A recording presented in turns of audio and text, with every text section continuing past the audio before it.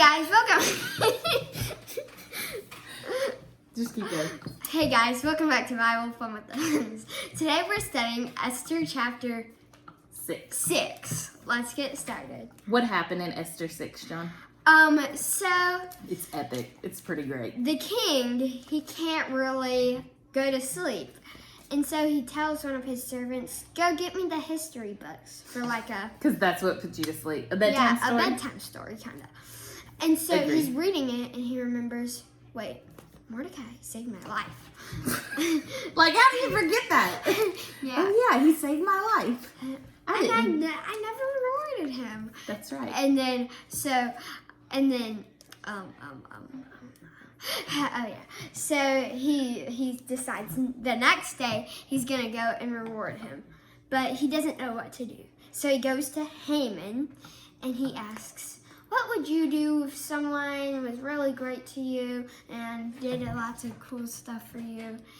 And he assumed he was talking about him. Haman assumed he was talking about him. He said, well, I would put a crown on their head, put them on a horse, and throw a parade on for them, and say, this is what happens when the king likes you and favors you.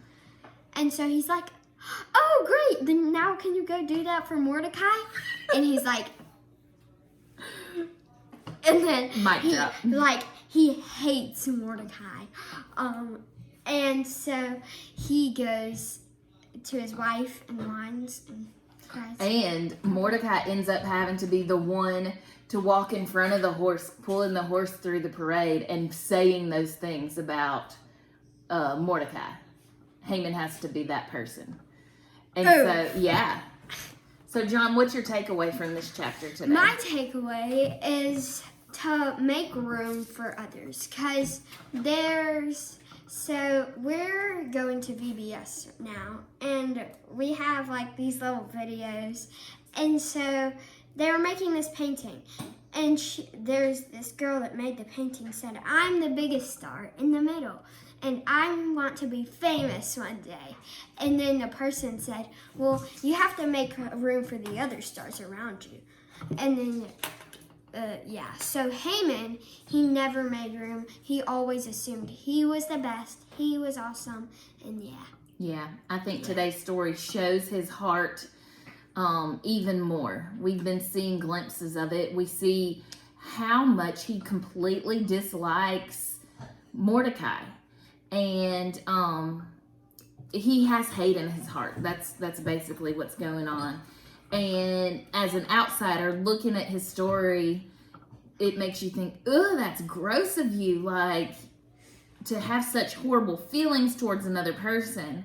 But then I think, have I ever really disliked someone that I didn't like good things to happen for them? Or maybe I, didn't want them to get all the things they wanted. Or maybe I was sad if they had better things than me, that kind of situation. And so that makes me think of my own heart, because I don't want to be gross and have hate in my heart towards another person like that. It reminds me of a verse that the boys memorized. I think it was a couple of Upward seasons ago.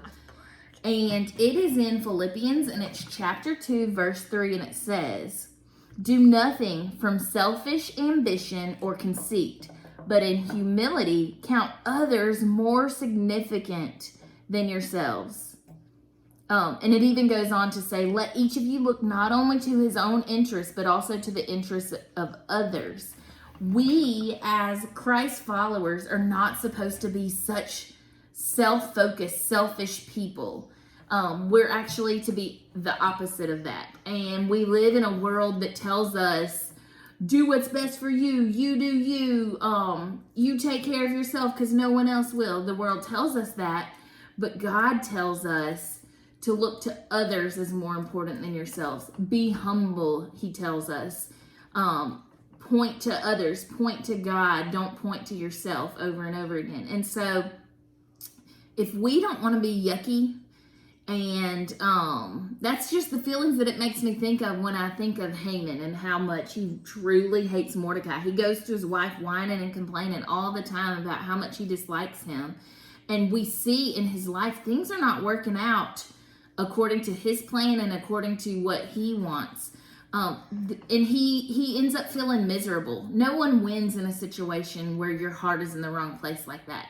And so if we want to be different from that, if we don't want our hearts to be ugly and sinful, then we need to count others as more important than ourselves. And the only way to do that is to first love God. And God gives us that ability to love others.